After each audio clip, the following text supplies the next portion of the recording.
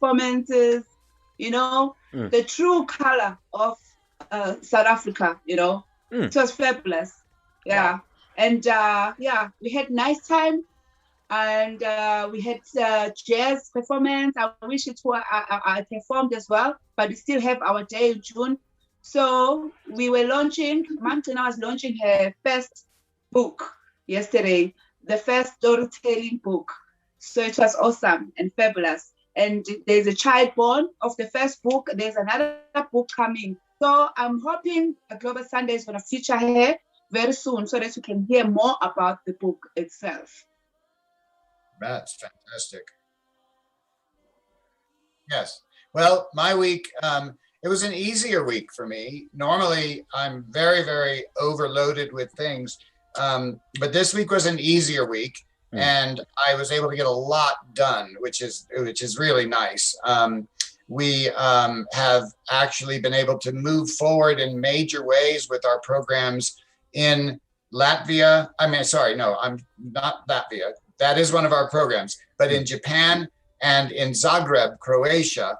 And then also we've been working on a lot of things that are going to be helping the kids in South Africa at the Margafontein Secondary School.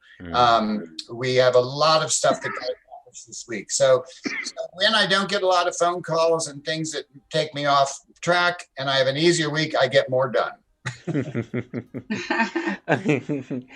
That's good. So I hear there's a lot of good news there. And how about you, Lungane?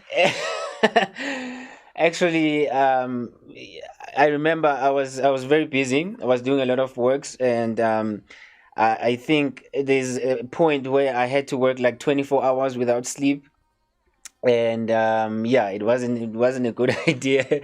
I would sometimes fall asleep, on my chair for like a few seconds, and I'll get up with the sore neck and stuff like that. But it was a busy week. It was a crazy week, but it taught me a lot of Didn't sleep things. at all. Yeah, it taught me a I lot. didn't make you to sleep this week because my week was hectic. Yeah, yours was hectic too. So yeah, I did learn a lot from whatever that happened in that week, and I managed to finish everything. I'm right on track right now. I'm back on my feet, and I've got my energy back. So I'm good. I'm good. I'm good. So And why are we not celebrating? Why are we not celebrating the Global Sunday? I don't know if I have to call it a launch or original. Global Sunday is in SA Durban originally now. So yeah. Absolutely. Don't you worry. you Don't you glad. worry. That's coming. That's coming in June. So yeah. Okay. Well, let me start by sharing what I have today on the entertainment news, and then you guys can share what you have before we introduce our guest and before we go to entertainment. So what I have, if you remember the last time, my favorite rapper, Fatman Scoop, he was sick. And I had that disease, that infection, which I don't want to pronounce right now. Cellulitis. Yeah, cellulitis. Yeah. So, but he just found out that he also had COVID. Oh. So he also had COVID, and fortunately, he found out about it while there was time to sort it out. So he was urging people to go out there and test and but you see, and then I'm seeing a lot of well-known artists teaming up with upcoming artists, especially in South Africa, which is really, really good. Which is really good. I have that covered on the news today. What else? Yeah. That's what I have. I think it's. I'm really happy about the entertainment news today. So yeah, what do you have, Mr. Laden? Well, I was going to say, teaming up with younger artists is everything. When you are an artist, you have a gift. Your gift is not an opportunity for you. It does present opportunities. Your gift is a responsibility. In my belief, and if it contradicts anybody else's, please just translate it into your own way of talking about spiritual things. But I believe that all gifts are gifts from God, and they're not given to us to make us special. They are entrusted us to bring them into the world. And when we get our gifts, they're in brown paper wrapping. They have plastic coating. They need to be cleaned and polished and shined and made ready to help the world. And so anytime any one of us with experience can help the younger ones do that, what it means is that at a younger age, they will get it all polished and ready, and then they'll have a longer career to give to the world. And so every single thing we do, it is our duty. Now, I'm, of course, the elder here, but as an elder, it is my duty to give all of my knowledge and experience to any young person who wants it. Okay? You've got to want it. And so I just think it's wonderful what's going on in the entertainment news right now in this time in history. You know, we're all shut down in COVID, we're locked in, and people are helping each other. It couldn't be better. And then maybe what's happening on the global news? Well, the global news today, you know, we're seeing, you know, we went through a period of 4 or 5 years where it was all about nationalism and personalities and the egos of the leaders and all of that stuff. Now, during all of that time, all kinds of things in the world were getting worse because our attention wasn't on them. It was on the egos of these insecure men. And now that we have gotten leaders who are secure in themselves and are taking the reins, we're starting to see some of the damage that was done in the last 4 years. And that's playing out in some very dangerous ways with conflicts between nations. Also, you know, in the news, we see people, businesses, and nations being held to account. They have to do the right job. They have to do what they're supposed to do. And so this is what is in our news today. Absolutely. Ms. Classic, briefly, what do you have for us on the motivation? Okay, today we're having, I'm inspired by Thandi Soni on my topic. Her life has inspired me a lot. I'm very grateful that we're having her here today. Wow. She's an inspirational woman. So this is why I chose the topic inspirational. But I will cover it up with how to deal with conflict and how to avoid it. Because I know she will touch in some of those things in her journey as an inspirational woman. Because as you know, an inspirational person is someone who climbs no matter what, but and climb on top of everything and rise despite of any challenges. So in a creative way. It doesn't have to be an art form, but it can be a skill or anything else, any strength that you have to show it up or to make it shine on top of the table, even if there are challenges behind. So everyone has their own black and dark and lightness. So I believe with Thandi, the world will be inspired, and with also her achievements where she is right now. So my topic is inspiration. Powerful. And also how to deal with problems. Powerful. Okay, we're going to go straight to the entertainment news, and then when we come back, we speak some more, and then we introduce our guest, which is Thandi Soni. I cannot wait to speak to her. Nangu Miss Classic, how brilliant, how amazing she is. So I really cannot wait to have a chat with her.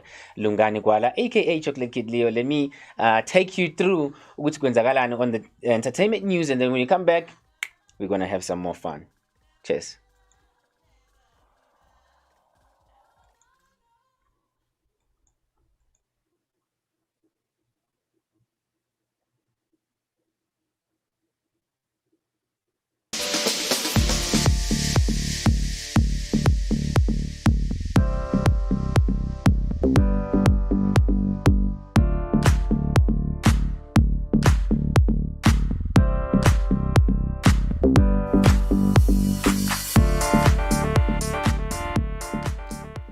Welcome back to the Global Sunday. This is the entertainment news with Lungani Gwala. Well, let's start with MPZ. You remember him previously. MPZ made a promise that he will feature upcoming artists on his next project. Well, the time has come. A new project called Phakama Lokishi, featuring Priscillion and Violence. It was released on the 1st of April. Priscillion tells us more. Zothaselenye inkinga ngihlasele endlala ngasinda ngibulalanga script laba ngifike bebhala bacisha esebrada mina ngini umsakatho endaba zakusihlo nacela nosizo sitela samasabela nzosizo ngiyaqaqala benrapper manga ngizene lie detector mina ngiyabhaza ngihlasele ngenamba ngizena ngayidelete benganga la kuphela ama trust and rapper lahle themba siyaphambana nanzela ngokubhayitha mina ngizothatha stake zobamba namntase ngisasanitizer first melaiti igama lami nguPriscillion uJama ngithi laba fethu announce iphakama lokishi bakubone by MBZ iphume nge1 yayi surprise abantu bayithanda kakhulu mawuthi awabi nayo isikhona kuzo zonke nje itole online isupport nje bafethu iqhupha phezulu umntubatuba stand up KZN stand up MBZ salutes melaiti Ay wadla inja jungle. Priscillion also told us that he's going to be performing on Tuesday, the 27th of April. The venue is Bat Center, and the entrance is only $30.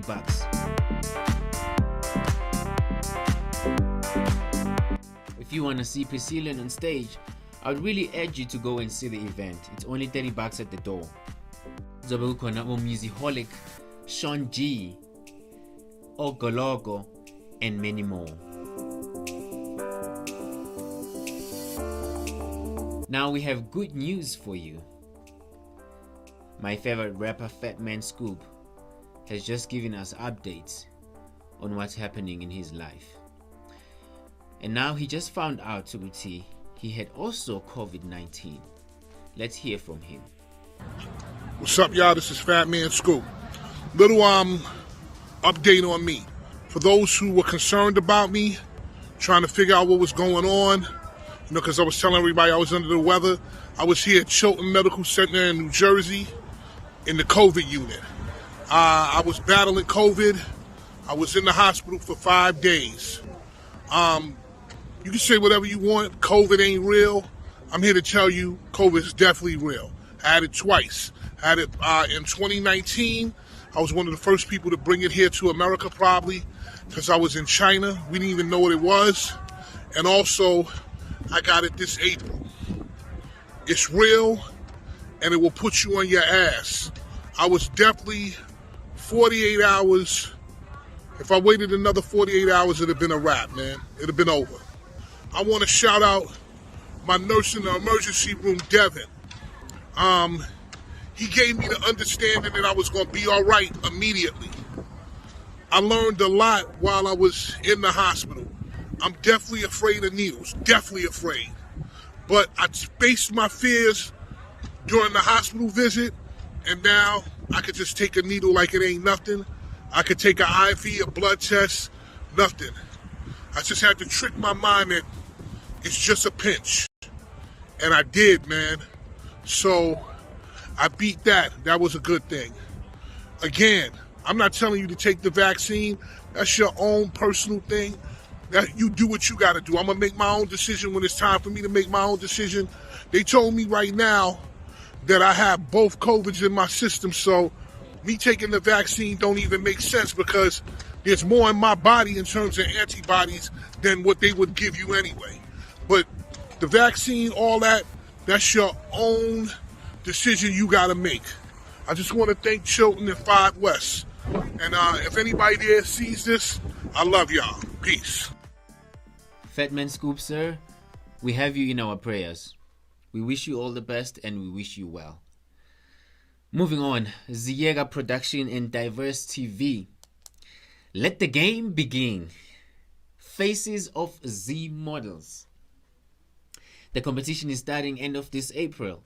Already the models are going up and down. Let us see. Hi guys, my name is Eunice Mukwenamachibi. Hi, my name is Nina Chavron. I'm in the Z Models production. Greetings, wonderful people. My name is Buchiro Adelpare, currently staying in Soweto, Netherlands. I'll be the face of Ziyega Model. I showed and I came to win this competition because I'm competent. Yeah, to find out more, please go to Diverse TV channel or you can go to our page and click the link that you will find pinned on the top. Moving on, we have a guy by the name of Chocos B. This guy is a musician, is a South African musician. He's currently working on a track with a famous musician called Zeus. But it's really interesting how these two met each other. So Zeus explained the story behind this track. He wrote a post on Facebook saying, quote, "Crazy story behind this track. A couple of years ago, while I was shopping at the supermarket, a guy who was working stacking shelves approached me and told me his music is good. Long story short, I heard it and I loved it." Chocos B reported to the Global Sunday that the track will be released end of the month. We're looking forward to the track, and shout out to you, Choco Bees. And lastly, let's take a trip to Johannesburg, South Africa. An update on the NAC sitting with Abosbongile Mngoma. It's a Friday. It's day 52. Is it day 52, ne? Yes. Day 52. Yes. And bayaphinda futhi, they are telling us within 7 days the eviction, blah blah blah. All right, let's just say for argument's sake they managed to do the 7 days, whatever. Whilst we're here, we're actually going to enjoy the artist building that is called the NAC, because it is our building and we are the artists, not them. So tonight, because there are people who've had their birthdays while we've been here for the past 52 days. So we are going to now share with you the celebration of the birthdays. Celebrations of Ashadi, Segunjalo. We've been here, it's the 52nd day, and we're heading to the 60th day. Fatman Scoop also says 60 gun.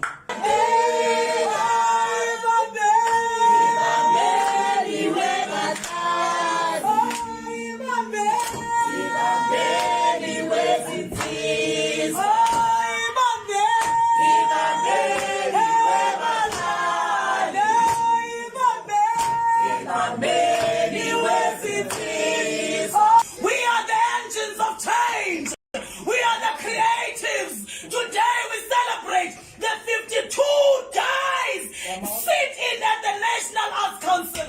Minister Natim Tetwa, go. Son of the soil, it's time for you to come into your senses.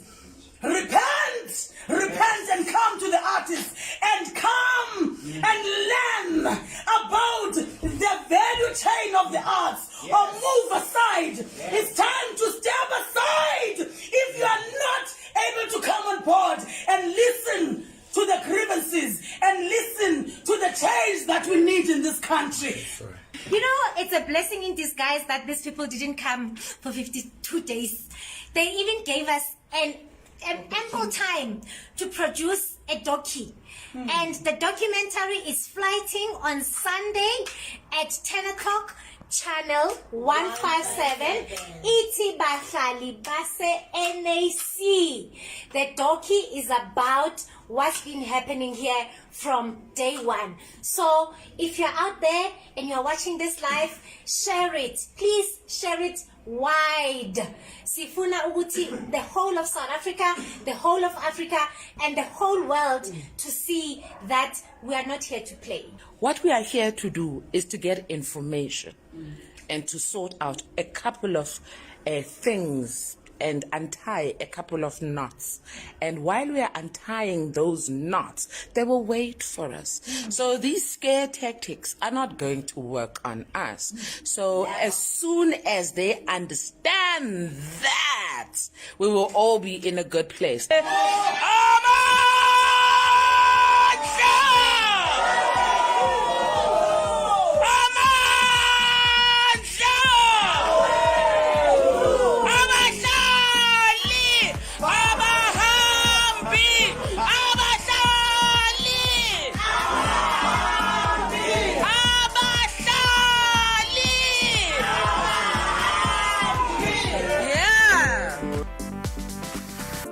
Thank you so much for staying with me on Entertainment News. Remember, Entertainment News is sponsored by People Tafel, all the way from Germany. Stay tuned as we are going to be talking to Thandi Soni, a South African musician who's always telling about the journey in the music industry. I'll see you just now. Lungani Kwala, aka Chocolate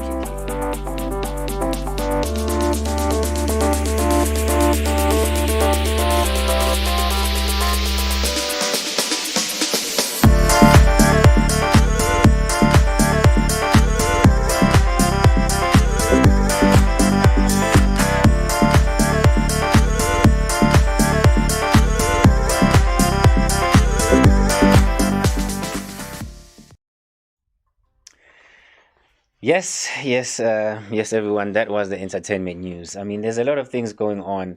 I even forgot to mention to you guys one of the interesting thing that is happening there in Johannesburg.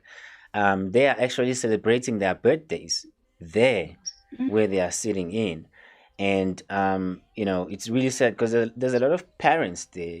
So they celebrating their birthdays without their children, without their families.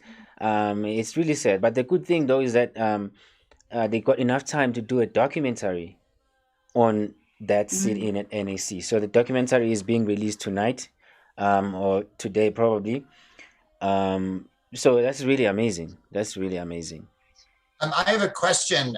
Last week we talked about their plight and how it was ongoing, and I made an invitation to them to do a little video, each one of them, about their artwork. So not only do we get to see what they're doing for all of the arts, but what they're doing as artists. I think that's very important, and we should somehow add a platform, if not in the show, on the website. But have you heard back from any of them, Lungani, with any biographical information about the artists themselves? Well, actually, I can try to send the message through to Sibongile. Last week was a very hectic week for them as they were trying to kick them out of the building. So it wasn't a wise idea to introduce something else to them. But definitely, probably this week, I will definitely reach out to Sibongile and see. I think that's a really amazing idea. I'll definitely do. So, but then to add on, yes, I was playing Sylvia, the song that Sibongile Mngoma is singing, just to give a support because we are here, we are not there. So I played on the tribute show today on the late Caesar Ndlovu tribute show. So just to shout out and salute her for the work that she's doing there in the NAC building there. Powerful. Yes. Is everybody ready for our special guest? I'm sick of you two. I want to talk to the guests. Everyone, let us welcome Thandi Soni. Thandi Soni, welcome to the Global Sunday Show. Thank you. How are you? We welcome you and thank you so much for making time to be part of the show. I am very good, and I'm truly excited and honored. You guys, thank you so much for inviting me. So everyone at home, they have been waiting for you. So for somebody who doesn't know who you are, maybe for just a short introduction of who you are, what would you say who you say you are to a person who doesn't know you? All right. Yeah, that's very easy. My name is Thandi Soni. Known by my real name is Thandazile. Yeah, I was born in KZN, Durban. So, but I am a singer. I'm one of Durban's vocalists, and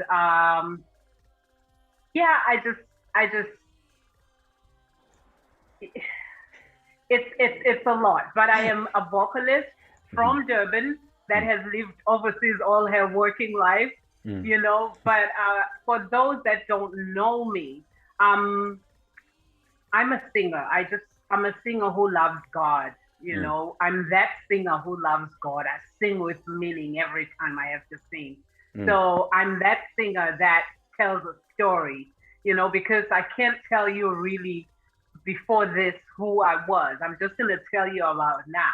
But I am Thandi Soni, the singer, the vocalist, the motivational speaker, a mother and a sister and a friend. That's who I am, LAY.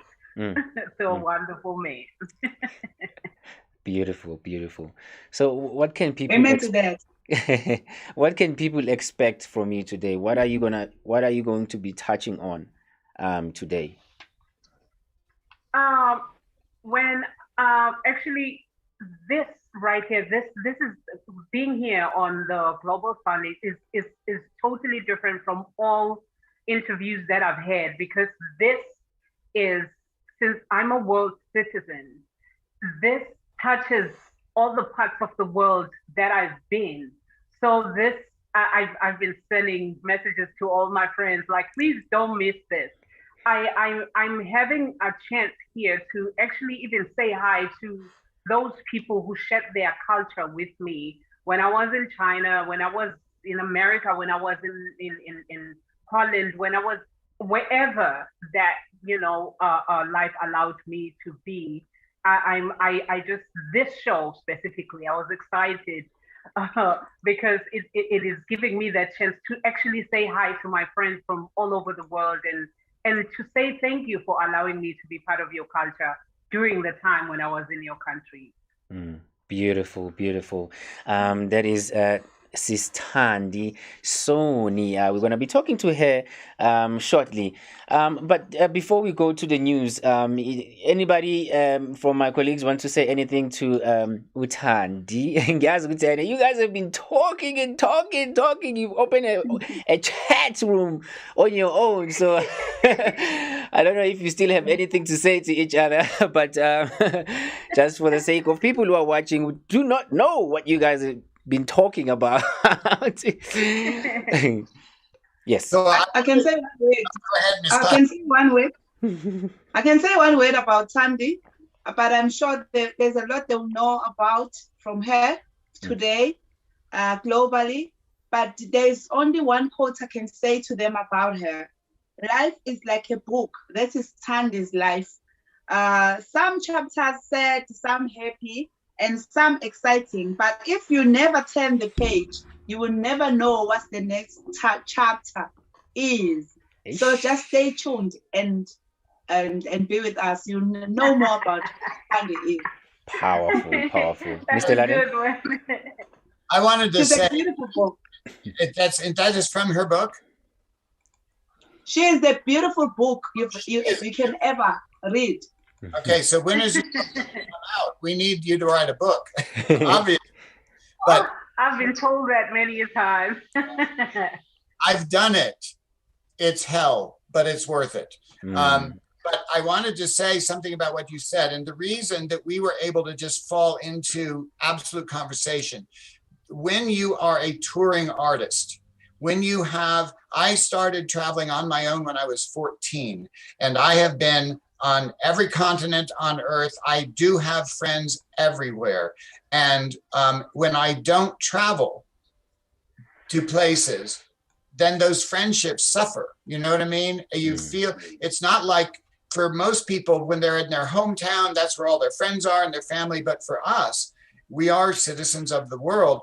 And when you meet each other, you immediately fall into that, and even my own kids, other than Lungani, my other kids who aren't touring artists, they don't quite understand how, they always say Papa, you're the way you are with us. But then when one of your friends from the ballet world comes, or one of your friends from the opera or the orchestra comes, you guys talk and it's stuff we don't even know about. And it is Margot Fontaine, who took me in when I was 15, said that the result of that is that you are at home everywhere, but there is no one place that's actually home. And so it's wonderful to welcome you today and just to have had that conversation off camera, and now we get to share it with the world. Thank you a lot. Beautiful. Yes. We're going to be talking to you shortly. I know, Witsene, you have a lot of things to say. Yeah, I've been listening. Anyways, we're going to go straight to the news. Mr. Laden, are you ready for the news? I am. I absolutely am. Please go for it. Okay. So, welcome to Global Sunday News. Today is April 25th. Reporting for GSN, I'm Kenneth Ludden. Today's first news segment. We see more bloodshed in Myanmar, increased tensions between Israel and Syria, shoddy infrastructure in Italy collapsing, killing people, and fighting over fishing rights from the new EU-Britain problems. And then finally, at long last, we are having action on climate change. Our report comes from Adidarana News 24 in Colombo, Sri Lanka. Let's play video number 1. A very good evening and thank you. Okay, Lungani, how many, do you want me to do number 2 as well after this? The United Nations has announced that food insecurity is rising sharply in Myanmar in the wake of the military coup and deepening financial crisis, with millions more people expect to go in hunger in the coming months. Up to 3.4 million more people in Myanmar will struggle to afford food in the next 3 to 6 months, the United Nations said on Thursday. The country has plunged into political turmoil after the army seized power from the democratically elected civilian government on February 1st. With added economic pressure from the global health crisis, Myanmar is battling a deepening financial crisis. The World Food Programme said market prices of rice and cooking oil had risen by 5% and 18% respectively since the end of February. There are signs that families in the commercial capital Yangon were skipping meals and eating less nutritious food. The World Bank forecast Myanmar's GDP to contract 10% in 2021. The agency's analysis shows that urban areas will be worst affected, as job losses are mounting across manufacturing, construction and services. The World Food Programme plans to expand its operations to help 3.3 million people, tripling the number of people it helps. It is appealing for $106 million to achieve this goal.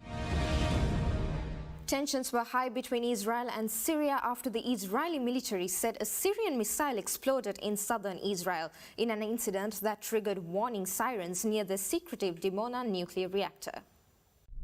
A Syrian missile exploded in southern Israel on Thursday, according to the Israeli military, an incident that triggered warning sirens near the secretive Dimona nuclear reactor, as well as an Israeli strike in Syria. The standoff between Israel and Iran, a close ally of Syrian President Bashar al-Assad, has grown recently amid the renewed negotiations surrounding Tehran's nuclear program. An Israeli military spokesman said a Syrian surface-to-air missile fired against an Israeli aircraft missed its target and landed in the Dimona area, 125 miles south of the Syrian border, 19 miles from the reactor. Israel retaliated with further overnight attacks inside Syria, the spokesman said, targeting several missile batteries, including the one that fired into Israel. Syria's state news agency said air defense systems intercepted an Israeli strike in the suburbs of Damascus, downing most of the rockets. It said 4 soldiers were injured and there was some damage. Syrian military defectors said the Israeli missiles struck near the town of Dumair, where Iranian-backed militias have a presence and which Israel has attacked before. World leaders of some 40 nations gathered virtually to discuss ways to overcome the global climate crisis. Many of the participating countries, such as the host nation US, as well as EU and Japan, released their new ramped-up goals to cut carbon emissions. 40 global leaders met virtually to pledge for a greener Earth as U.S. President Joe Biden hosted a summit taking the steering wheel once again in the collective efforts to tackle climate change. It includes the U.S.'s goal of cutting carbon emissions by 50 to 52% below 2005 levels by the year 2030, before achieving neutrality in 2050.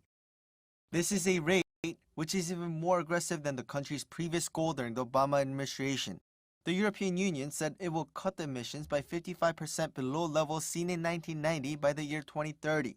Prime Minister Suga said that Japan would reduce emissions by 46% in 2030 compared to 2013 levels. Previously, the country had pledged only a 26% cut in emissions.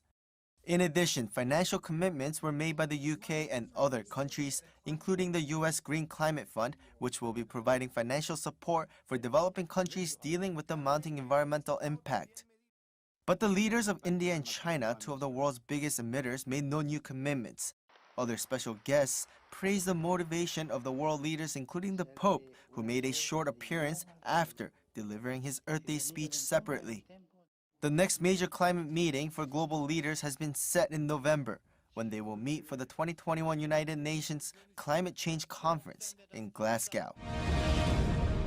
French trawlermen angered by the slow issuance of license to fish inside British waters after Brexit by blocked lorries carrying UK-landed fish as they arrived in Europe's largest seafood processing centre. Nearly 100 French fishermen rallied at Boulogne-sur-Mer, Europe's largest seafood processing center in northern France, on Thursday. They say they've been denied the right to fish in British waters and started fires and blocked trucks carrying fish from the UK in protest. One sign read, "You want to keep your waters? Okay, so keep your fish." Britain's post-Brexit trade deal with the European Union only allows the bloc's fishermen to access British waters with a license. French fisherman Bruno Margol says the licenses were expected to be issued within days, only to drag on for months. Margol says that many of those still struggling to obtain a license are unable to meet a British demand in the trade deal. That condition seeks proof that the skippers have fished in UK waters during the 5 years running up to Britain's 2016 referendum on EU membership. Britain claims it maintains an evidence-based approach to licensing EU vessels, using information supplied by the European Commission. A British government spokesman called Thursday's protest unjustified and said it's raised those concerns with French authorities. Meanwhile, the French government said late on Thursday that the European Commission must ensure Britain holds up its side of the deal, citing the urgency of the situation. About 2/3 of fish from the UK are exported to the EU. French fishermen say the country's fish stocks might be depleted if they still cannot cross into British waters. Italian prosecutors are preparing possible charges against the dozen of former employees of infrastructure group Atlantia after concluding an inquiry into a deadly motorway bridge collapse in 2018. It killed 43 people and laid bare the decrepit state of Italy's infrastructure. Now prosecutors have wrapped up an investigation of the 2018 bridge collapse in Genoa. They are preparing possible charges against dozens of former employees of Atlantia. That's the firm that was responsible for maintaining the crossing. Documents show government officials could also face charges. 69 individuals, including Atlantia's former chief executive, have been placed under investigation during the probe. Suspected crimes include manslaughter and willful disaster. Under Italian law, firms can be held responsible for their employees' actions. Atlantia is controlled by the Benetton family of clothing store fame. They're in talks with a government-backed consortium to relinquish control of the firm. None of the companies or individuals involved would comment on the new reports. A replacement bridge has already been constructed and opened to traffic. It took around 18 months to put up. The legal fallout from the disaster may take much longer to clear.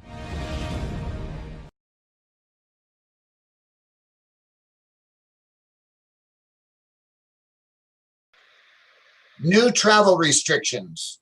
U.S. airlines are now weighing in, while AstraZeneca faces lawsuits. But most importantly, there is a new triple mutation variant of COVID in India. Our second segment covers most recent news on the pandemic. Watch this.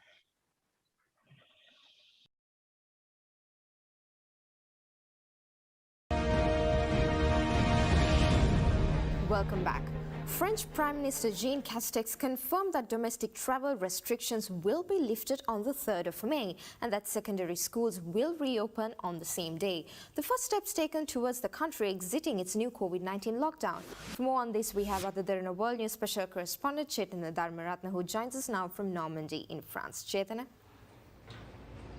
Yes, Shanali. The Prime Minister also said some business, including bars, restaurants and cultural venues, might reopen around mid-May as the COVID-19 situation is improving. 3 weeks after the France entered the one-month lockdown, he started to stop the spread of the virus. Castex stated that the France vaccination campaign was going well and that 20 million people will have had a first shot by mid-May. New infections rose by 34,318, the lowest rise since March 13. The 7-day moving average of daily new cases stood at 31,532, falling below 32,000 for the first time since March 23rd. The number of people in intensive care units with COVID-19 nonetheless rose by 22 at 5,981 people. The second highest total of 2021 and figure that indicates France's hospital system is still under intense pressure. French Interior Minister Gérald Darmanin said 10-day quarantine will be imposed starting from Saturday for travelers from Brazil, Chile, Argentina, South Africa and India. He added there would be a strong control on people from these countries where the COVID-19 pandemic is still raging during their quarantine. Back to you, Shanali. All right, thank you. That was Aditya World News special correspondent Chaitanya Dharmaratna reporting from Normandy in France. The European Union is looking to launch legal action against AstraZeneca for under-delivering COVID-19 vaccine doses to the EU, hobbling the bloc's early rollout of the jabs. For more on this, we have Aditya World News special correspondent Prashani Rodrigo, who joins us now from Helsinki in Finland. Prashani? Yes, Shanali. The EU has said any lawsuit against AstraZeneca would begin in a Belgium court, the jurisdiction agreed under the Commission's contract with the Swedish pharmaceutical company.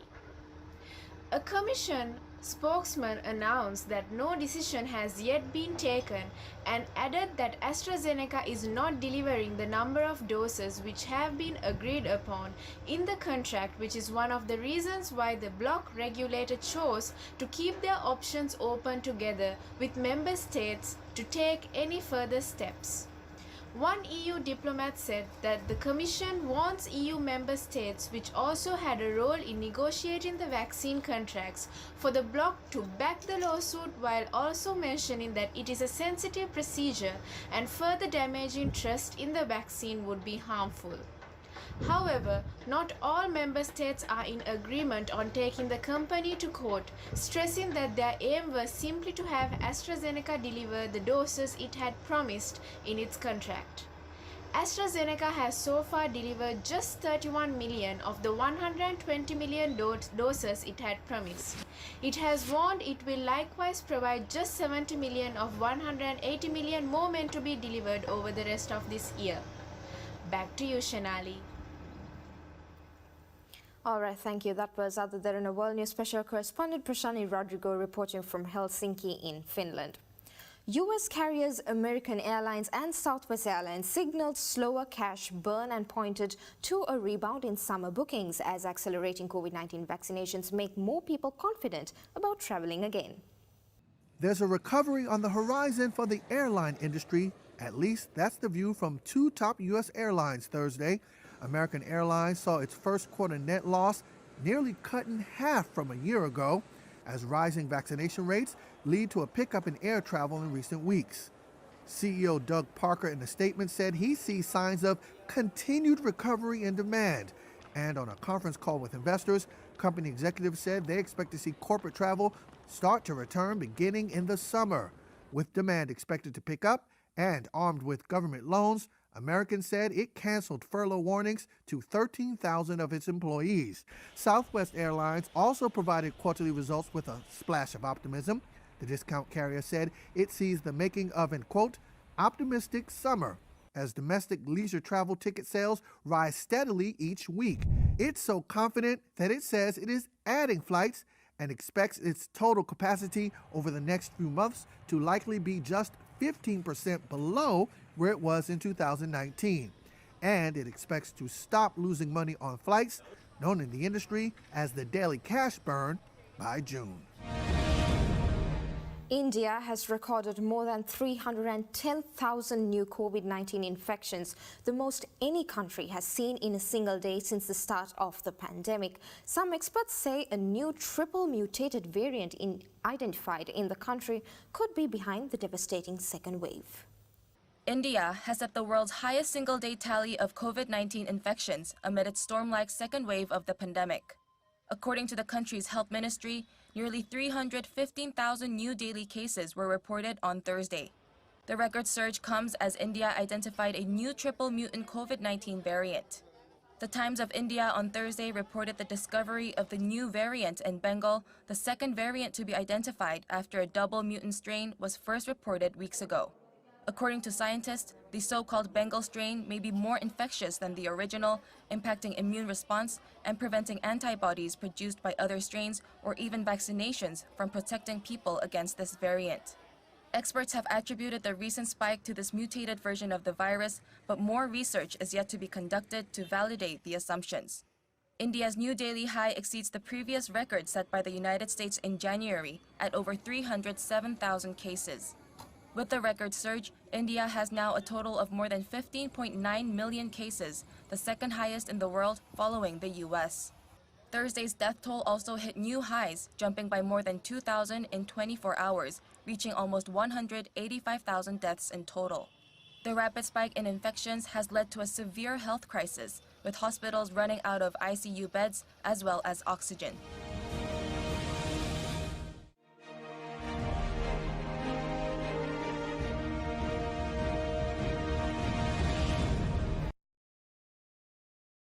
Our news today.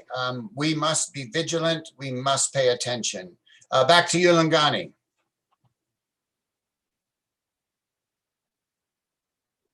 Thank you so much for the news. It really looks like things are hectic, Lapaya, when it comes to COVID-19. I'm seeing people lying on the floor. Is that still part of COVID-19 or is it something else?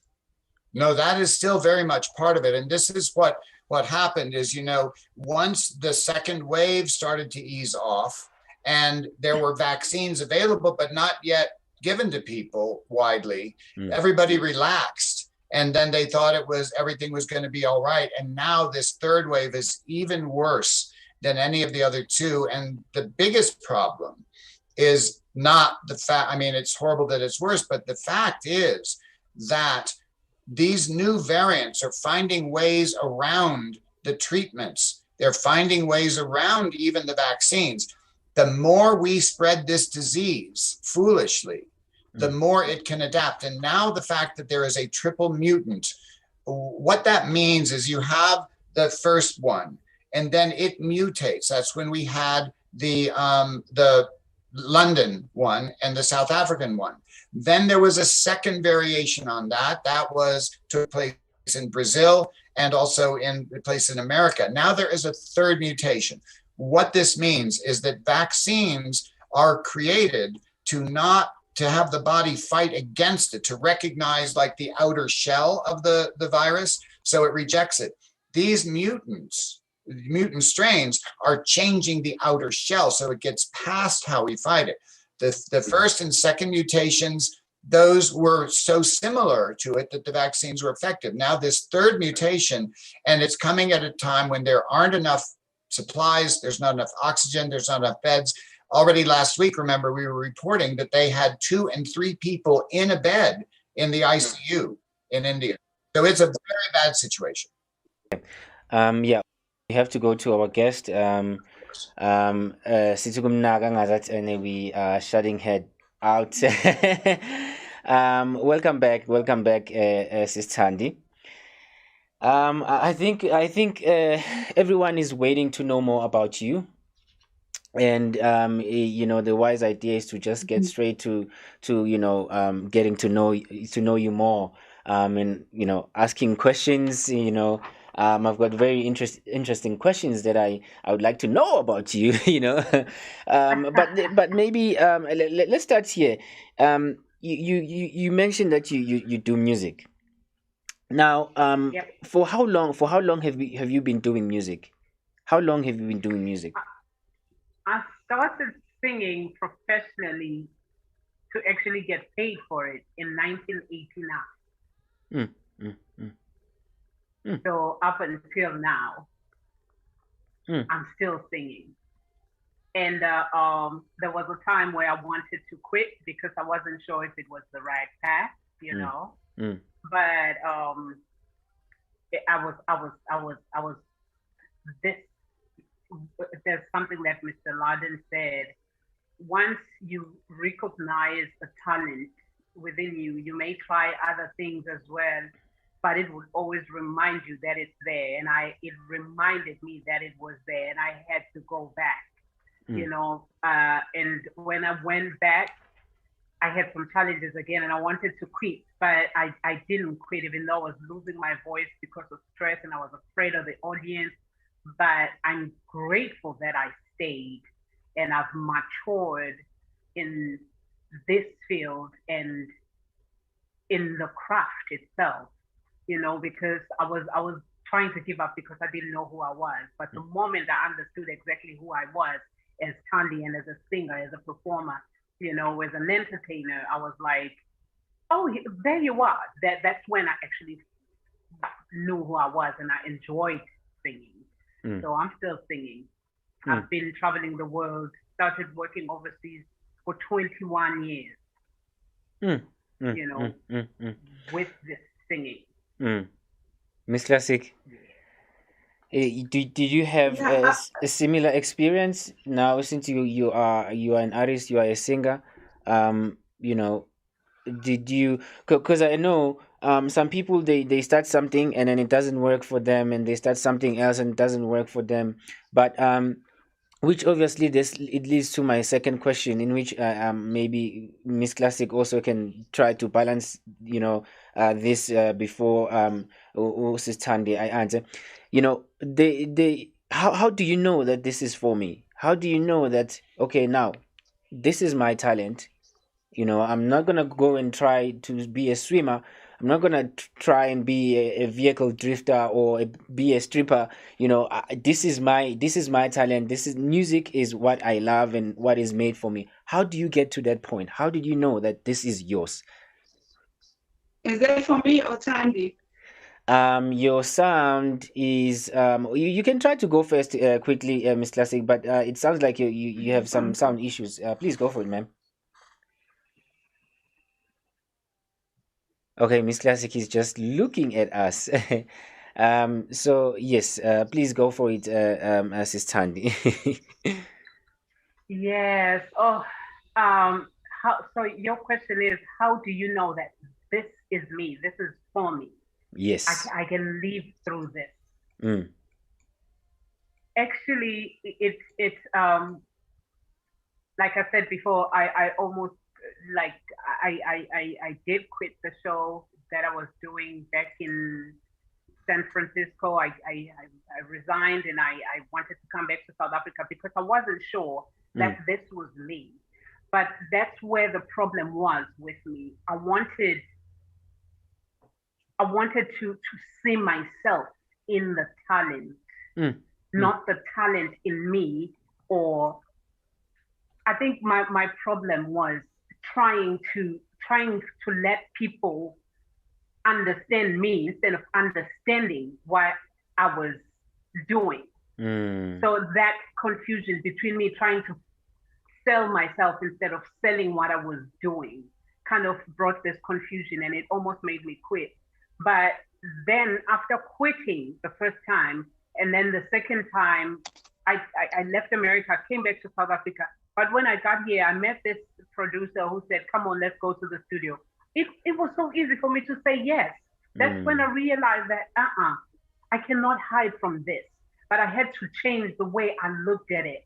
I was trying for the singing to define me. I was trying to get it to give me a platform for people to actually recognize me. So that was all wrong for me. Not understanding that my singing was a totally different kind of singing. It wasn't a singing for me to be seen or to be applauded for. Like Mr. Laden said, that if you are given a gift, it's not for you to just, be all in a pedestal and be celebrating it or celebrated. So my mistake, I wanted to be celebrated. That's where I really lost it. But the moment I stopped wanting to be celebrated and I realized that a gift, my gift specifically, is from God, like any other gift, I need to focus on the gift and just send it out there and let it do the work. The moment I started believing that my voice was, and it's for people to get and find their healing, it all stopped. It all started over. It became a totally different journey. And then I knew it was me. I knew it was the life I'm called to live. It was once the confusion was behind me. Mr. Laden. Yes. Well, what you say is absolutely so true. I went through a very difficult period in my life that yes, I thought it was my opportunity. And I was taken in, like I said, by Dame Margot Fontein when I was 15. And that moment for me came when I was around 18. Now, in the life of a dancer, it starts a bit earlier, the professional part, not necessarily, but usually. And there was one time that she said to me, she said, what are you doing? She said, are you forgetting about the fact that the ballet world has existed since 1580? Are you more important than that? She said, why don't you find out not what the role can give you? What can you give the people through the role? That this generation can get the story of Romeo and Juliet, Cinderella, whatever it is. The symbolism of that helps people in their lives. And that was a smackdown, I mean, she really checked me.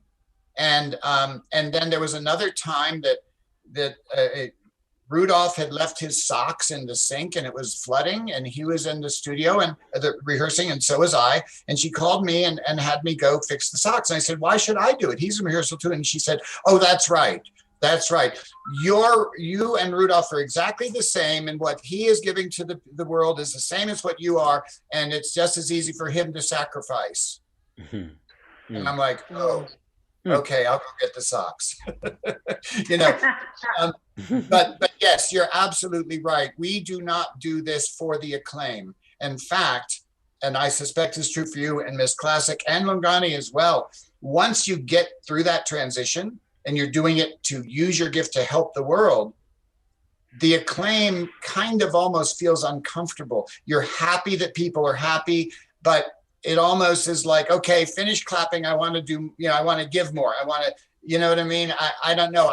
That's how I responded. Miss Classic. Actually, this is what I call inspiration, because it is, in a way, it is a process of being mentally stimulated to do or feel something, especially to do the creative, something creative. So the drive, it is inspiration. When you fall, you rise again. To have these 3 Ds, like, you have to be determined. You have to have the passion, despite of any challenges. You have to have the devotion, the love that is not created by anyone. And when you fall, you need to rise, like the Olympics. So I think what is Thandi is saying about, sometimes you come to a point when you feel like I have to quit. It's because of challenges. But through that journey of challenges, you become more braver than others who are living their life, a smooth life in this music journey. That is what I can share. I mean, the commonness. But by the way, we have a lot in common with Thandi. I'm sure she's still going to touch on a lot of things that we common in. because we traveled abroad, both of us, even though we have different achievements, but we have a lot in common. So that is why we call ourselves twins, because we even look the same and have the same drama look and drama performances. So yeah, I think we are inspiring youth that is still coming up to the world. We inspire the world. Amazing. That is us. I think that is how I brand us. So where are you currently right now, Sis Thandi? Right now, I'm in South Africa. Right. I'm just kind of happy to be home because I have been like being in the show, the Lion King show that I do abroad. It is, I only get 2 weeks to come home, or 3 weeks even. So this is the longest, and so I'm using this chance to actually do the things that I've always wanted to do. So I'm home right now, and it's everything. It's all I needed this, even though I didn't know how much I needed it before actually coming here. So I'm in South Africa. It's all glorious and sunny, better than England at this point. Now let's talk about your album. I think it's titled Naglezizimo. Yes, Naglezizimo. Naglezizimo. Even in this situation. Yes. Naglezizimo. Now let's even in this situation. Right. Let's talk about that for some time. Behind this title, Naglezizimo, what's the story behind the title of this album? The song, it's such a strange story because I was asleep and I was in so much pain because my baby wasn't well, my last one, and I was woken up by this feeling, and I started praying. I prayed so hard that I couldn't stop, and I ended up singing this song. I don't even know where it came from or what was happening. And I started singing this song. I sang it over and over and over, only the chorus part of the song.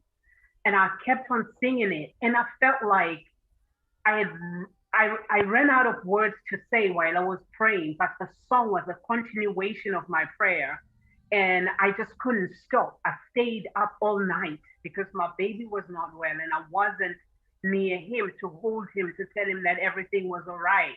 And all I could think about was that I am there and he's where he is. And the only thing that I could do was to pray that God handles the situation, handles what was happening with him.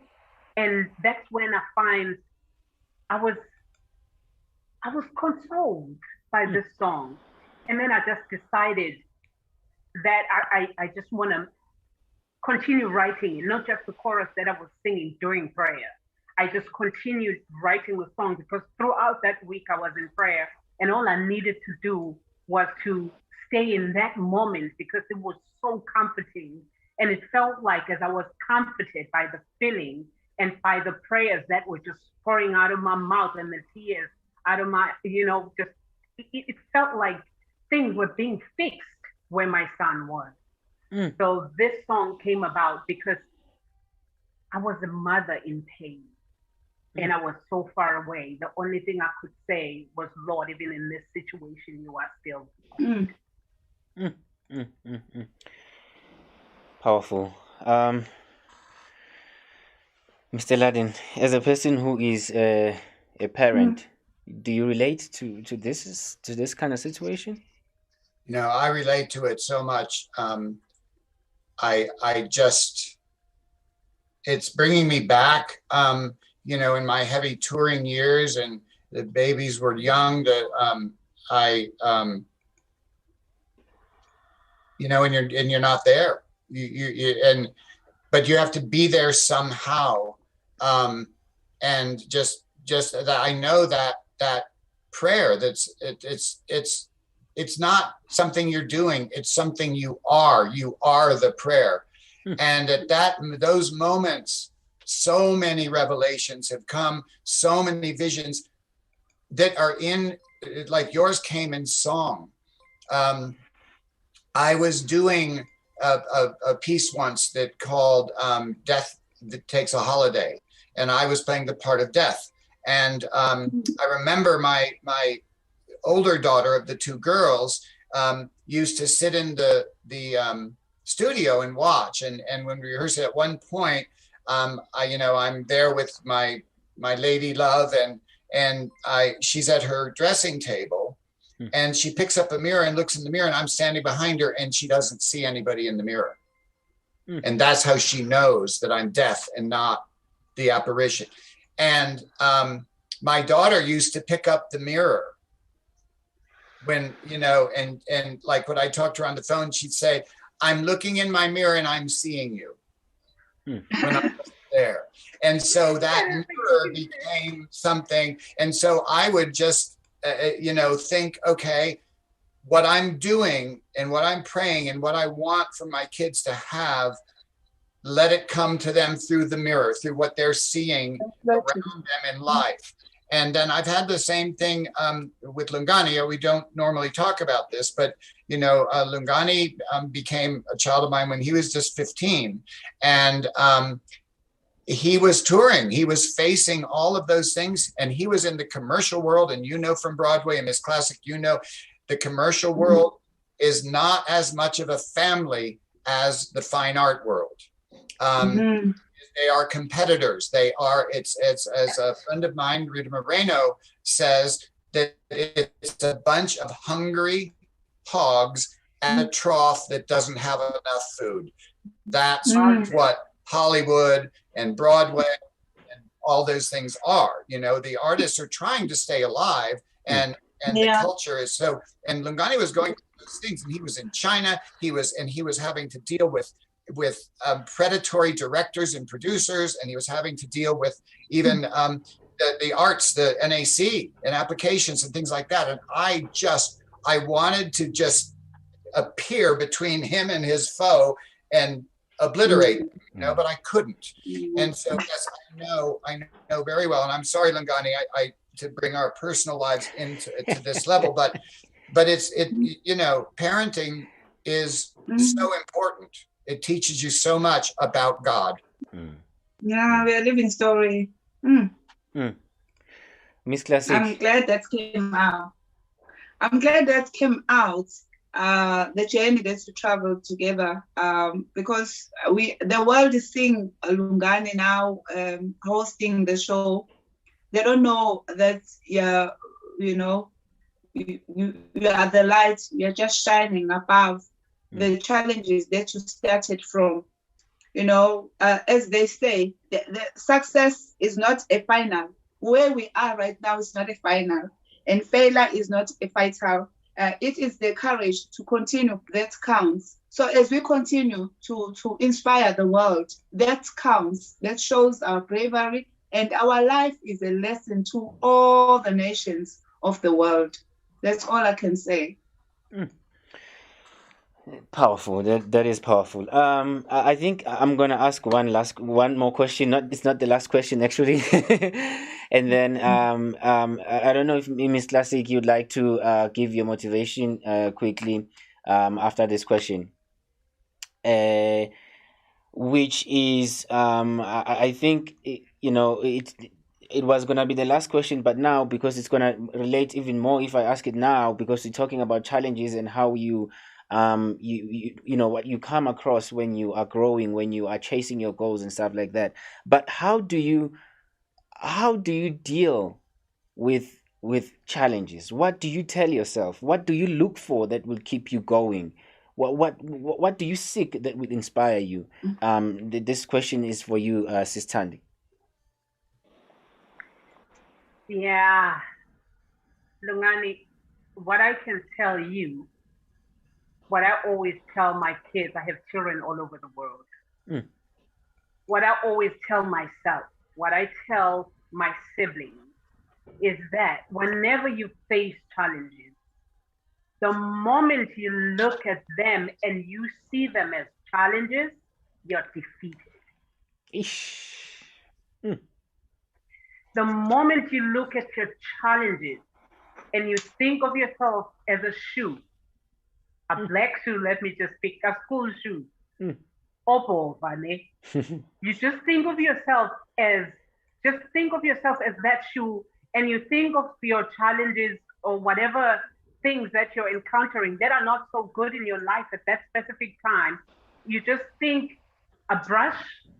What is this thing that kids make out of a bowling, whatever they that word I always don't like to say because it sounds so wrong. Right. But they just use that stocking to wipe the shoe after they've used the brush. And the brush is hard. And then after they've used the brush, they use this soft stocking to make sure it shines. So that kind of, if you look at your problems or anything that you encounter that doesn't sit well with you as a stepping stone instead of something, or instead of a brick that is about to sink you even deeper in the ocean or a dam, then you are going to sink. But if you look at all those things and think, oh, wow, okay, this one is a brush. Okay. And then you think the moment when it gets better, you think, oh, it's that part now where I'm just shining my shoe with the stocking. It's softer, and you're leaving your problems or your challenges behind. And one thing I can say to make this even easier: don't look at any challenge as something that has come to destroy you.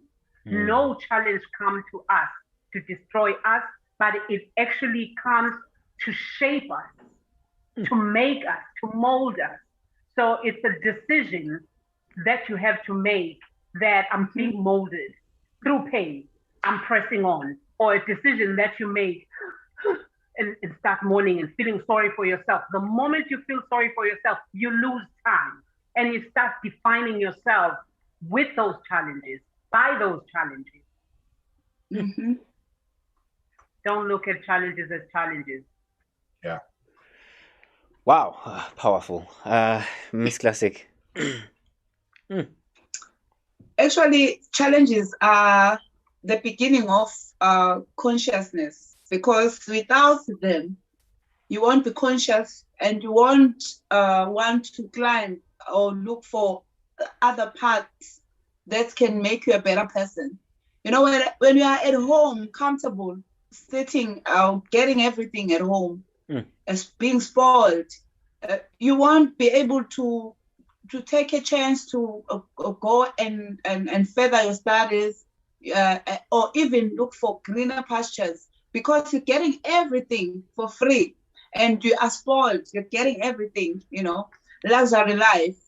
So I think we do need people that will challenge us. I'm not saying they are good, but as they come, because nature brings them, we must just appreciate them and get worried when you don't have challenges. That's all I can say to the nations. Get worried because you're going to be comfortable in your corner, thinking everything is okay, and you're not going to learn. You're not going to be empowered. You will be a lazy louser somewhere in someone's home, or in your own home alone, with nothing, with no skill as well, with no ambition, with no bravery, with no courage. So you live like a dead person if you're not getting challenged. That's all I can say for now. Yeah. Oh, wow. So this will sound like a question, but I really like to hear your comments on this one. That and it is very related to what Miss Classic just mentioned right now. So if maybe a child, you have a child that you are raising, and anytime they need something, they just get it. Anytime they need something, they just get it. They don't know the struggle of seeking something, looking for something for yourself, and working hard for something so you can earn it. Do you think that is part of the issues that young people face, that maybe they would grow up with a parent that gives them everything and anything they want, and then when the parent is no longer there, and now they cannot have access to those things that they used to get when the parent was there, and then now they start trying to take shortcuts where they can go and do house break, and robbery and stuff like that. Do you think that has an impact in our youth? I Okay, it's please go for it, that. ma'am. Yes, yes. Oh, okay. I think as a parent, if you are a parent out there, let me just say this like this. Mm. If you are a parent out there and you are making sure that your kid gets everything, that's good. And I have so much respect for you, because working, that's what we always say as parents, we work for our kids so that they can live better. But make sure that you don't suffocate their growth by not teaching them responsibility. Don't just give and give, because you don't know. Tomorrow is not promised. You don't know if you're going to be there tomorrow to give and give and give. Make sure that even if you're making good money, children still understand that there are chores that they have to do, they have to earn. Teach them responsibility by making sure that they do things that will, and then you would check and see if they've done, they've done it right. Everything you told them to do, after they've done it, check it. So you're teaching them how it is out there. You check and check and check, and you say, you didn't, I promised you 50 rands, but you didn't touch that. So I'm going to take out 5 rands, and this is how much, you're getting for the job that you did. That's you, even though you're providing for them, they don't have to go on out there before you actually, because sometimes we hold on to our children too much, that when it's time for them to go out there, they don't know how to actually be, because we have sheltered them too much. It's okay to do that, and it's a beautiful thing to protect our kids. But all I'm saying is teach them responsibility while you're giving them everything they need. You can create jobs in the house. Make sure that they earn everything they are getting. Don't just teach your children to just be handed everything over. They need to learn to work for stuff. Teach them responsibility. You're saving them, because the world is harsh. Yeah. Mr. Laden, two of my children will, in particular when they were very young, were just adorable, cute, irresistible. I mean, of course, all my children are, but these two in particular, and they would walk into a shop, and the next thing I know, they'd be walking around with something. I'd say, "Where did you get that?" And they'd say, "Oh, well, the shopkeeper gave it to me because I liked it." And I was like, okay, so I would go to when we first walk into the shop, I'd say, okay, if you feel inclined to give this child something, first of all, ask me if it's okay, and make me hand you something before you give it to them, even if it's a piece of paper from my pocket, so that they see that everything has a value. You don't just get. Discipline. Yeah, and then the other thing is, in our family, is that whenever anybody gets extra money or an extra opportunity they weren't anticipating, it's not part of staying alive. What we do is we split it in half, and half goes into savings. And then of the other half, we split that in half. And with one of those, they do whatever they want. And then the other one, they give to somebody who would never have the opportunity to do whatever they want. And that way, when they get 100%, 25% they indulge, 50% they save, and 25% they give to someone who would never have the opportunity. And that's what we do in our family. Yes. That's nice. It's like paying tithe. Exactly. It's like paying tithe. Yes. Miss Classic, would you like to maybe coach just one or two lines from your motivation of the day, and so we can be able to continue with our interview or our talk actually, and then we can get ready to wrap it up. Okay, yeah. From my interview, from my motivation for today, okay, it's actually it's already started, but just to narrow it towards the end of. Okay, it seems like we're losing Umi's Classic. Okay, I am just going to. Oh, there you go. Okay, yeah, I'm back. I hope they're not gonna come back. It's just to motivate everyone about how to deal with conflict, because in this world you will face up with challenges, and most of them they start with conflict. As you saw, that there was a challenge of also. Wow, is that load shading or something? Something is happening in South Africa, apparently. Do you want me to give my news wrap up quickly while they sort out the tech? Yes. I think that would. I still with me. So it means. Oh, Miss Classic is here. Yeah. Can I reframe? Miss Classic, we can hear you. Yes. Okay. So I'm trying to say is that I encourage everyone to be an ambassador, or to give awareness on things. I know challenges are there, but we need to also encourage the young ones that are growing. That if you see anyone starting a conflict, you must have ways of avoiding it from getting worse. Like, you can't be cheering when people are fighting. You need to be a peacemaker and a mediator in that fight, and try to listen to both sides of the stories.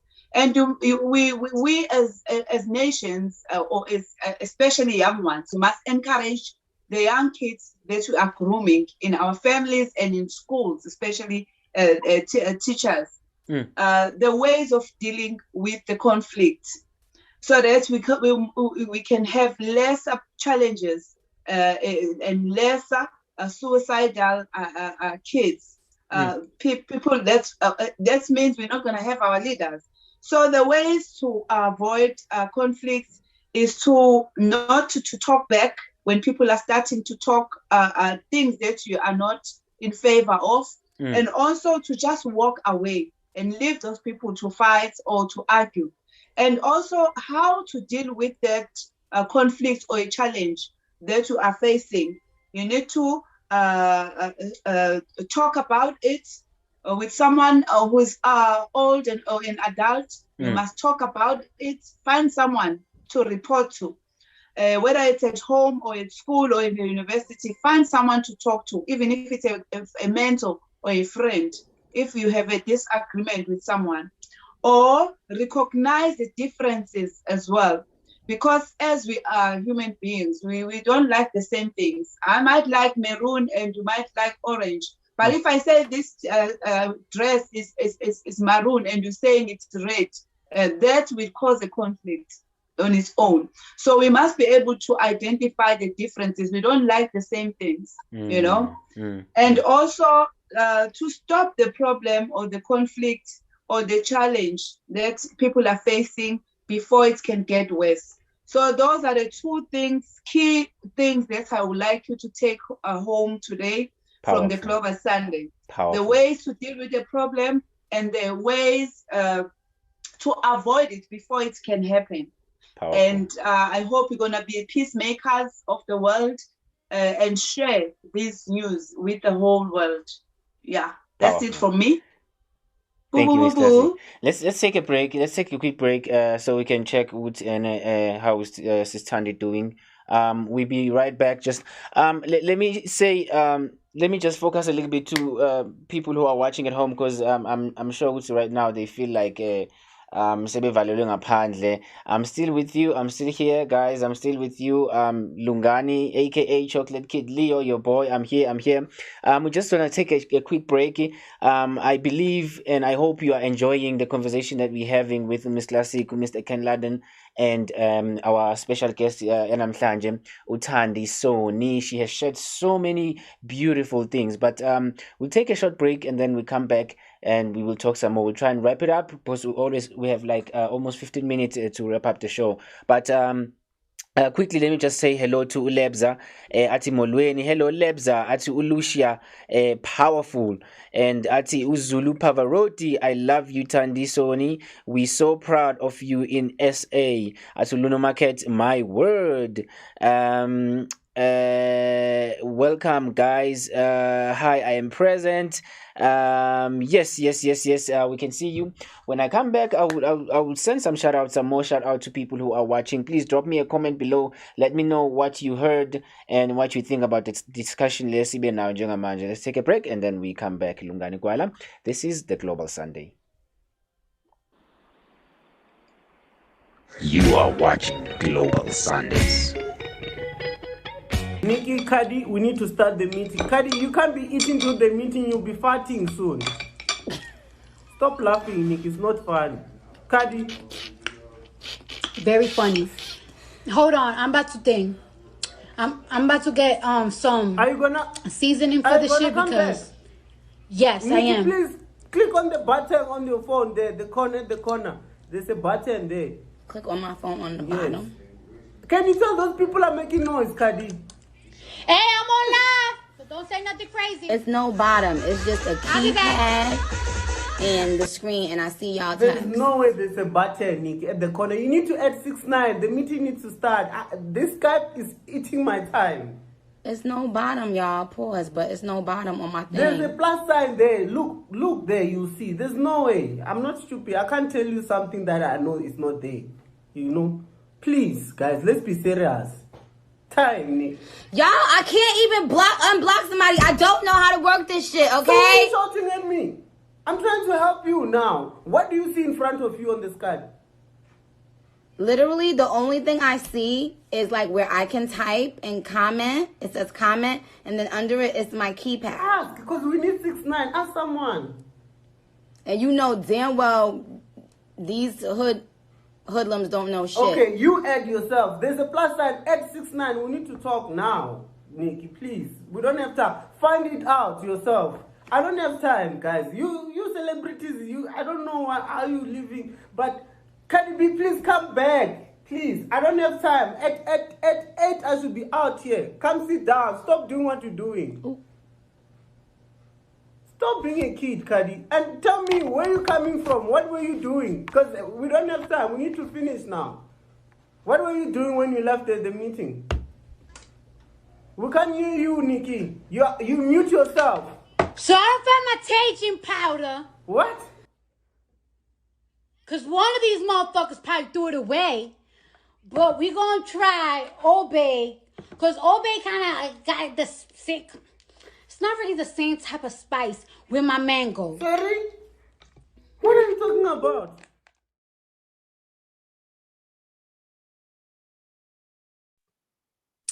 News regularly covers the powerful, the horrific, the elites, and threats to the well-being of individuals like you and me.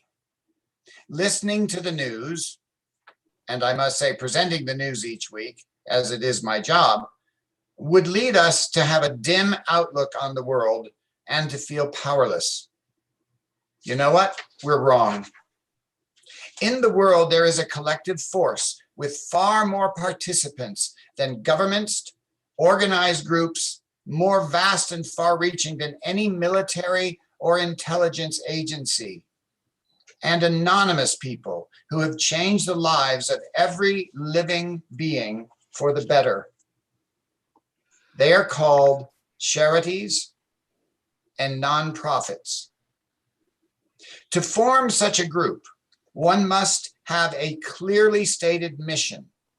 Existing groups who work for the betterment of all include hundreds of millions of volunteers, administrators, staff members, and donors. Starting next week, Global Sunday News will highlight a remarkable charity each week. We will share its mission statement and the good works they do and ways that you can help them. Please write in through our social media outlets any charitable groups you wish to be highlighted. And if you have been helped by such a group or an individual, tell us your story, make a short video. We will share it with the world. You see, charity begins at home, and home is where the heart is. Reach out, lend a hand, offer a meal, teach a child to read, listen to someone who is invisible in society, an older person, a down and out person who is homeless, a person with disabilities who does not get support and maybe only gets mocked. Listen to them, hear them. Donate time, money, goods, services, whatever you can. Join us here at Global Sunday and Diverse Television as we together stand up and work for the betterment of all. That is your news wrap up for today. And next week, we will be talking about water and charities that supply water to people who do not have water. Just think about that. Back to you, Lungani. Wow, thank you so much, Mr. Laden. That was really powerful.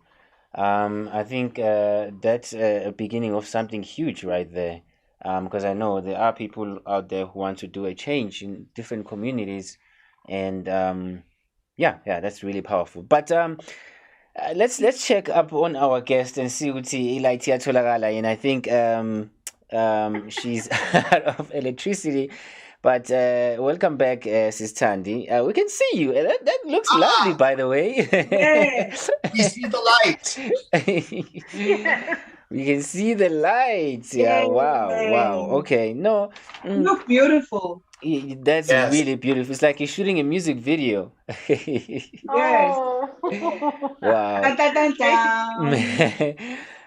Quickly, let me take this question quickly. I know the questions that we are asking and the talk that we are having, can assist a lot of people out there. So it's really important that we go through as much as we can before we close the show. But I have just, one or two questions and we're done. But my question right now is, I know that there is a song or an album called My Title. Is it a song or is it an album? My Time. This is My Time. It's an album. It was released in 2009. It was I was signed by this small company. Small. It was really a small label in Durban, South Africa. A lady by Nonhlanhla, Jennifer Zomo. So she started this, and when she met me, she was like, "Come on, let's go to the studio and do this." It was just us ladies doing our thing. So This Is My Time she wrote the song, but it became my song because at that time, it was one of those times when I was going through that phase that I told you about before, that I was doubting myself so much because I wanted music to define me. And that wasn't happening. When I finally understood, it was 2009 after losing my singing voice. And then when I recorded the album, it was soon after my voice had returned. And it was just amazing. And I was singing this song, This Is My Time. I was reclaiming who I was as a singer and as a person, because once you get used to performing and you lose the tool that you use, like for me, my voice, you feel like you're no longer yourself, So I was able to sing this song again when she called me to the studio, and I was like, wow, it still is my time, even though she wrote the song, but I added just a few words that would go well. The song was it was "This is my time." It every time I said that line, it would something within me, so much is happening with me right now. So, yeah. So I'm gonna take this off. Can you guys hear me? We can hear you loud and clear now. Oh yes, okay. Yes. So when I sang "This Is My Time," especially around the time when I had lost my voice and I didn't know who I was, yay, electricity is coming. Oh Lord, I just screamed that out loud. But it was such an exciting thing for her to write such a song for me, that it was my time, because she looked at me, she saw something that I didn't see anymore. But through her music, I was reminded that I was alive. I still had something to share, even though I was still living under the confusion of not fully knowing who I was. But "This Is My Time" kind of gave me that confidence again, And I really love the song, and I play it all the time whenever I'm feeling some type of way. I don't just feel down easily. I'm not that person. I make sure I smile all the time. I make sure I make myself smile. I don't wait for other people to make me smile. It's my thing. Thanks, Wow. honey. I'll tell you guys, I'm married a magician. Wow.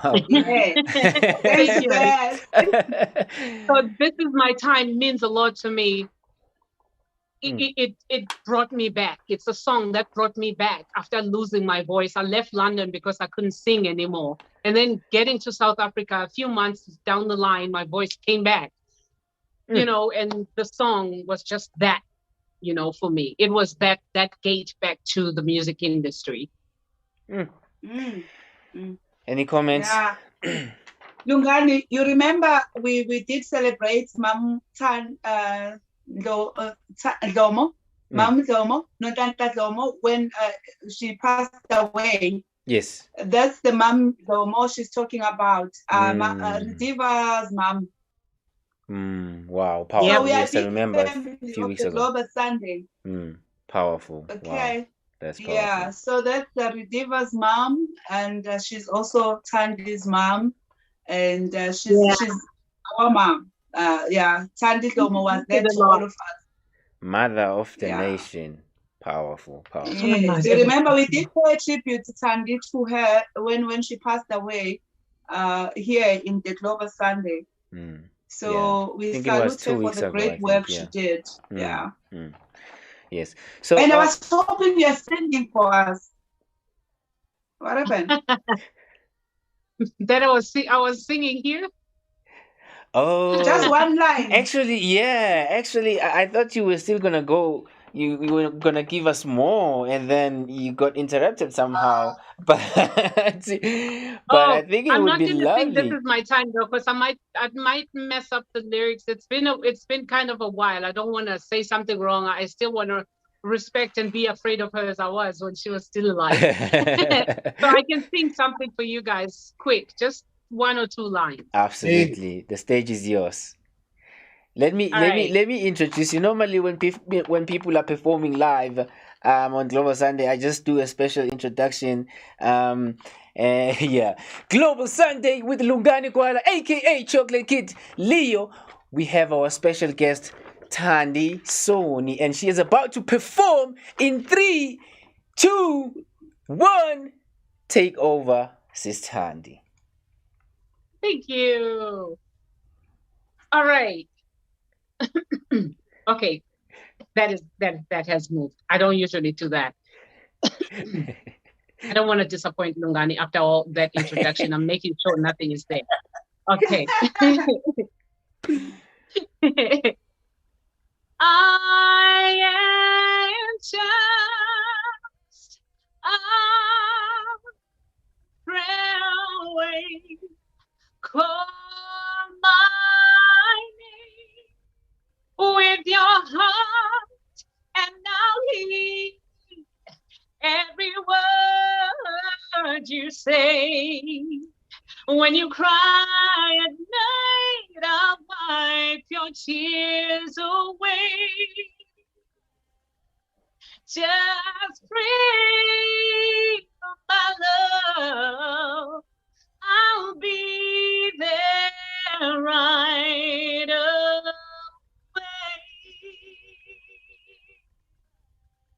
I'll be there right away.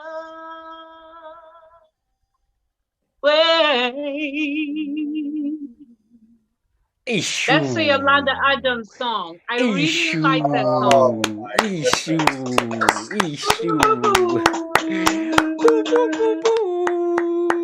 Wow. Lovely. Now I have to put half of that in savings and divide the other half and enjoy it for myself and give it to somebody. That's a Wow. I'll never ever sing in the shower again. Never ever.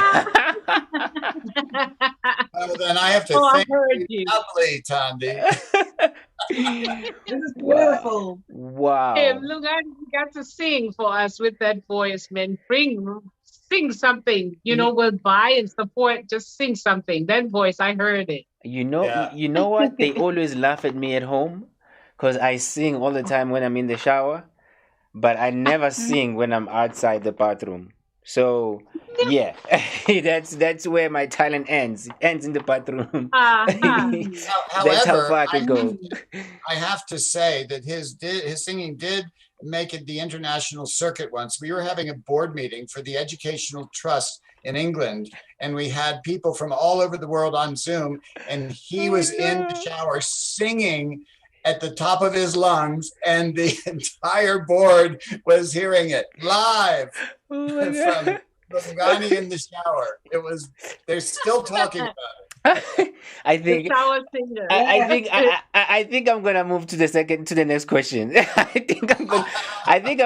think this is the right time to move to this next question. If I do a duet before we go. I don't believe it brought me the right here to leave me, Thandi. We're gonna close up with the bomb of the duet today. Ay, yashisake namhlanje kushubile kakhulu. Ay. Okay. Let me finish with my questions, and then we're gonna perform. I might join, I might join the performance, but we'll see how it goes.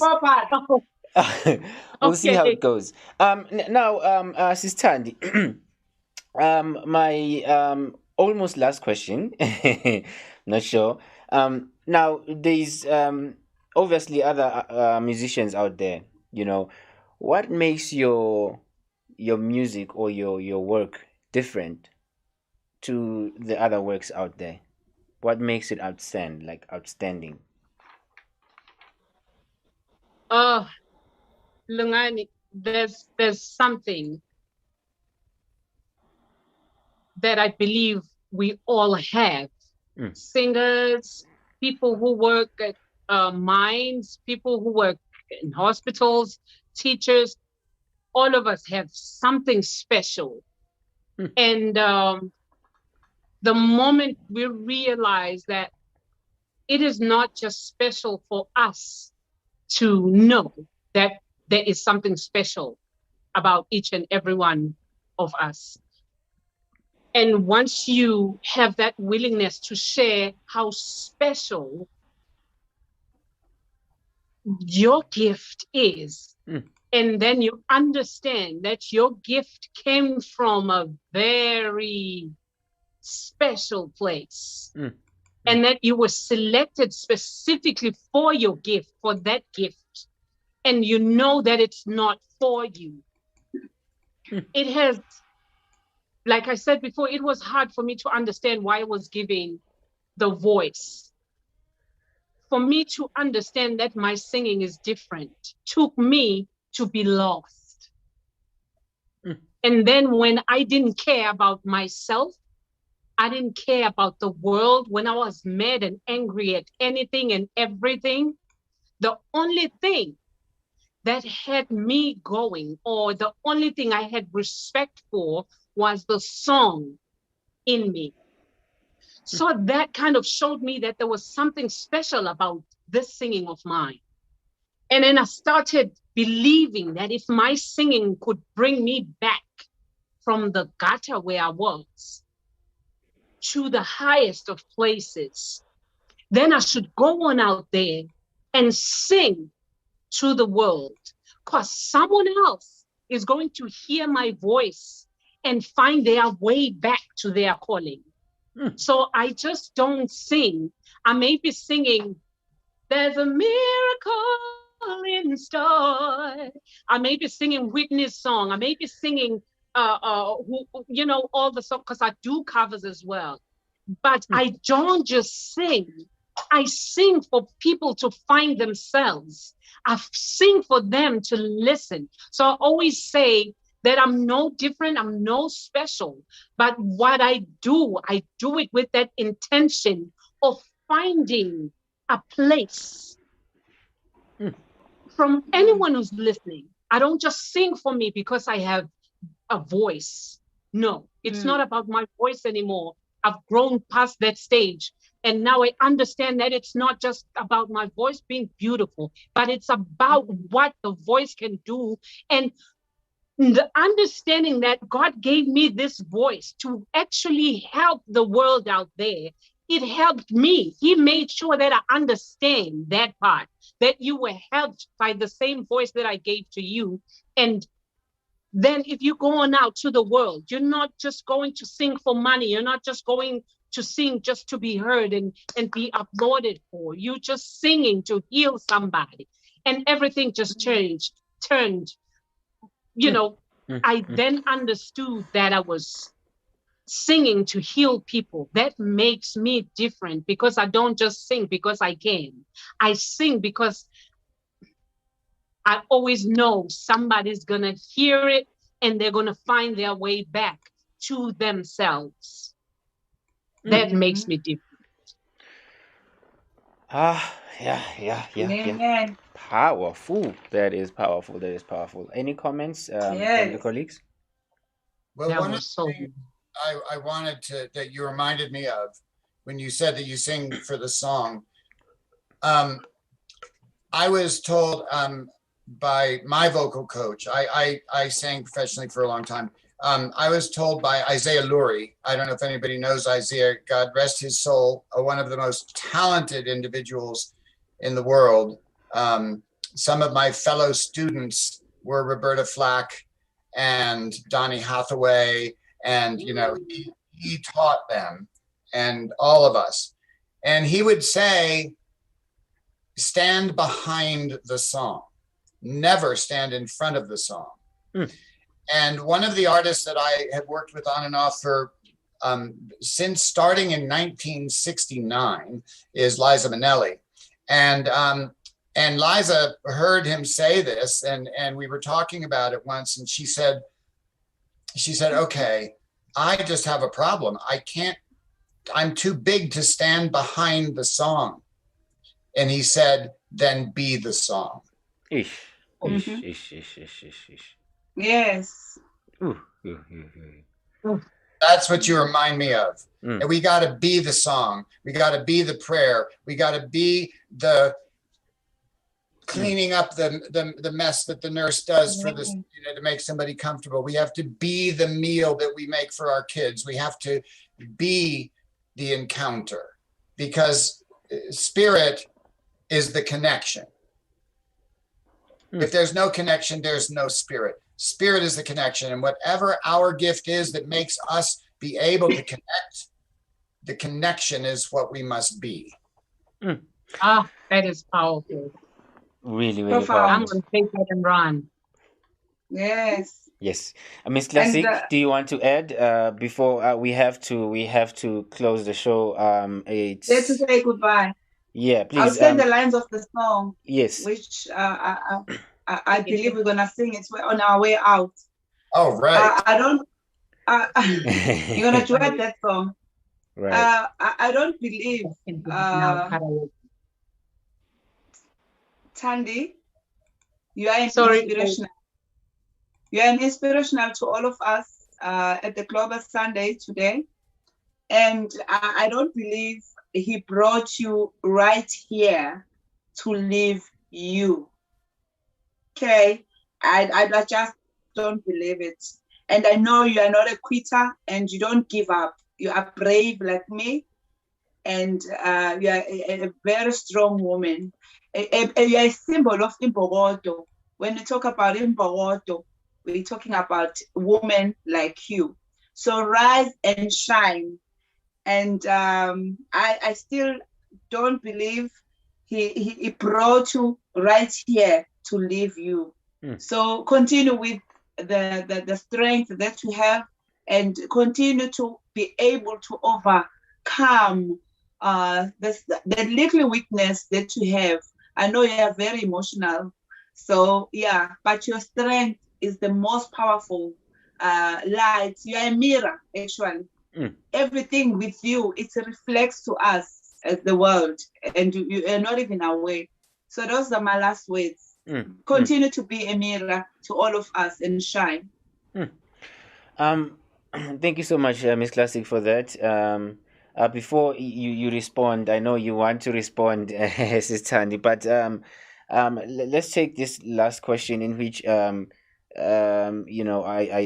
got it from a viewer on YouTube, and I was going to ask you this question, and it was gonna be my last question. That now, what would you say to a person who is, they feel like they want to give up right now, they don't have a clue, they don't have a direction, they are discouraged, there's no motivation. What would you say to that kind of a person, and they want to do the same thing that that you are doing? Maybe they want to enter into the music industry, they want to be a gospel singer, they want to be, whatever genre is there in the music.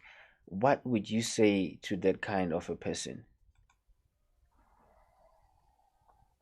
I know that the volume was getting lower and lower, and now I'm trying to bring it up, but I can't seem to. I wasn't very lucky, but I hope you guys can hear me. We hear you. We hear you clear. Yeah, we hear you clear, loud and clear. Can you hear me? Yes. Yes. Yeah, I can hear you guys very well, but I can't hear Lungani. Oh, okay. That means you didn't get my question. Yeah, I only heard the last part of it. Okay, so my question is, can you hear me now? Yes. Okay, so my question is, what would you say to a young person out there who want to do the same thing that you are doing, in terms of making them understand the journey and what to expect along the way?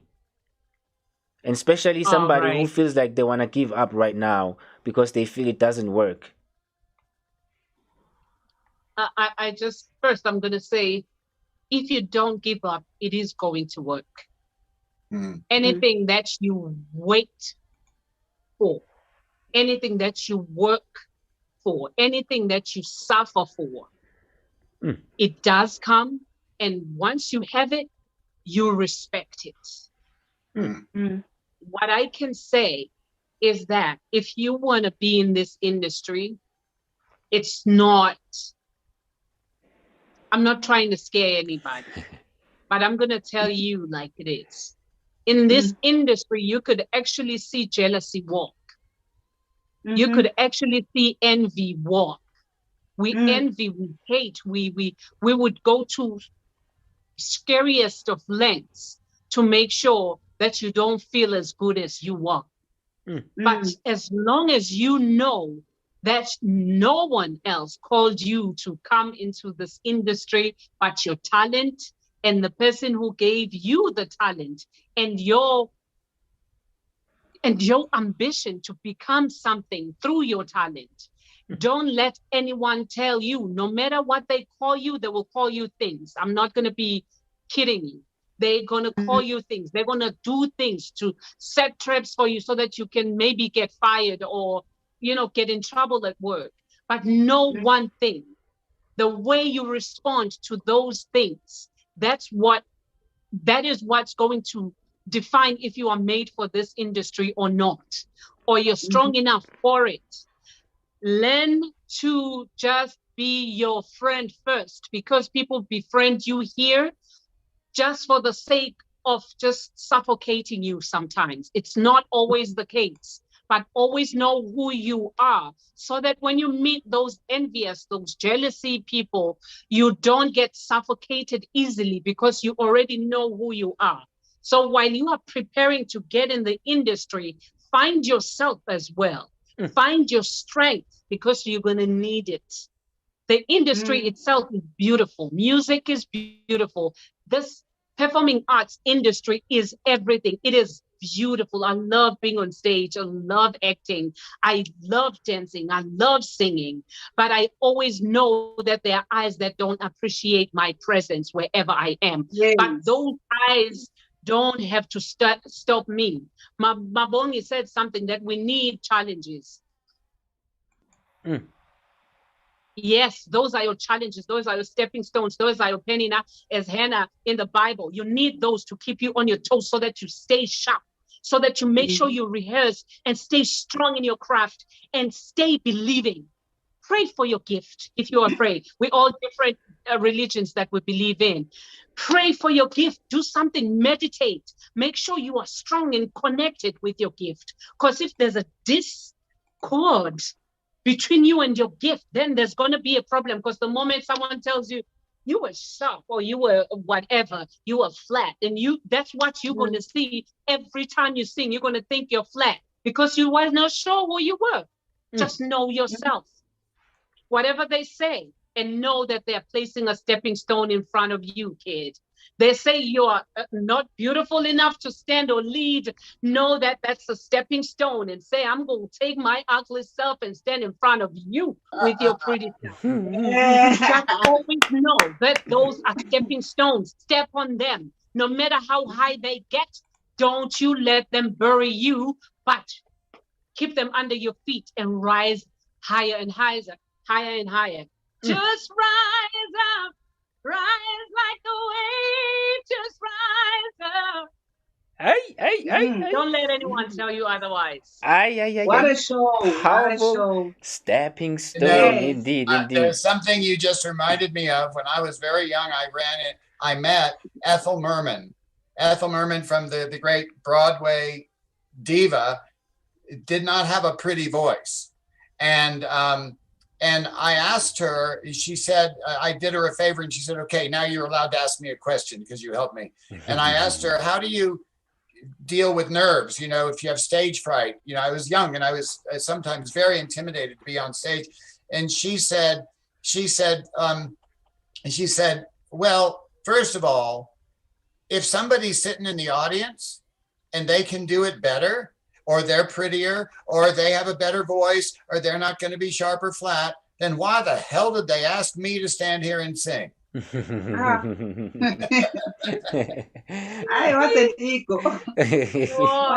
Nice. Yeah, but Nice one. in a way, it's all just to end up on Thandi's words. I would say it's in isiZulu and say another one in English. The rose comes la akukhona khona ameva ahlabayo with the sharp needles there. Ameva ngiwazi abizwa ngani lungani ngesingisi. But thorns, yes. So the rose comes in that sharp, painful thorns. And also the cake, nice, beautiful cake. It have to go through the very hot oven so that it can shine and be beautiful, you know, and be tasty as well. So that is our part. And also to add up on that answer for the viewer that is asking a question, Thandi. Powerful. Nice. That's powerful. Thank you, Mabon. Yes. So and I'll also give they you must guys... be careful, Lungani. They must build their own dreams before someone else can hire them to build the dreams for them. So they must make sure they build their own dreams and not let anyone try to defeat your dream. Beautiful. Nice. I'm going to actually give you the three of you like 1 minute and a half to do your closing statement. We are at the end of the show. Thank you so much to you all. You know, I always learn from talking to you guys, and thank you so much to you, Thandi, for making time to have a talk with us here. It has been amazing, and if I know all of you guys, I'm the only one who's quiet here because they started talking. They started calling me talk too much. So now I'm I'm very late low. So yeah, I'm gonna give each of you like 1.5 minutes just to say your closing statement. And once again, we welcome you to the Global Sunday, Sis Thandi. You're now part of the family. Each and every time you have something going on, we are the first people that you're going to inform that this is what you are doing, so that we can keep your followers, your new followers, informed. So I would like to start with you, Mr. Laden. Any last words before we close the show? Please, you have 1 minute 30 seconds. I won't need 1 minute and 30 seconds. I just, this entire show has reminded me of something that is a spiritual truth, and that is that which you oppose, you strengthen. Don't use your strength and energy to make something that's against you stronger. Turn the other cheek, rise above it, use it as a stepping stone. Do not use your good energy to make somebody else powerful in their complaining. That's all I have. Power, Miss Classic. Oh, hey, what I'll say is that I'll see you again next week, same time, same place, and also don't forget to tune in our under 88.4 page and follow us every Sunday South African time at 3 to 5. And those who still want, who are interested to be our guest artist, they can follow up with Mungani and see if they can impress us by submitting the requirements that are needed. But other than that, I love you, and don't forget to subscribe my song. They're still a hit. MS Classic, Never Give Up. MS Classic, Ndimfuma Kanzi. And then I was hoping to sing a duet song with Thandi. I don't know if my 1 minute is gone. I don't believe he brought me right here to leave me. Thandi, join me. I don't believe he brought me right here to leave me. Again. I don't believe He brought me right there to leave me. Oh, brought me right here. Oh, God. Wonderful, wonderful. Sis Thandi, any last words for the people who are watching at home? And please also do share your contact details for anybody that wants to stay in contact with you. And also, if you have music that is available online, please share with people so that they won't follow me asking for your music and saying that I do not want to give them your music because I am jealous. I want to listen to the music by myself. Please go for it, ma'am. Oh, man, first I would like to thank you for having me in the show, guys. Thank you so much. It felt like I just came home. I don't know. I haven't been this comfortable in an interview. Thank you so much. The energy of your show is everything.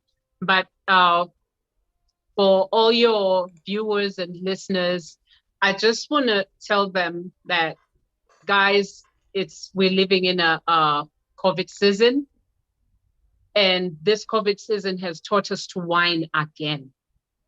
We whine and complain again. Let us rise above the COVID situation, the COVID season, because this time is going to pass. We still have to know who we are. Who are we after this whole thing, is gone? So stop complaining. Stop waiting for hand-me-downs. Go on out there, make something out of yourself. You can make something out of yourself even in your own living room. Don't allow this season to teach you to complain. You are better than this season. You are still alive, others are gone. Teach yourself new strengths. Strengthen yourself all over again and know that you are better than hand-me-downs. Learn to work for what you want. Stay strong and stay safe. Wow, wise words there from special guest here too, Sis Thandi Soni.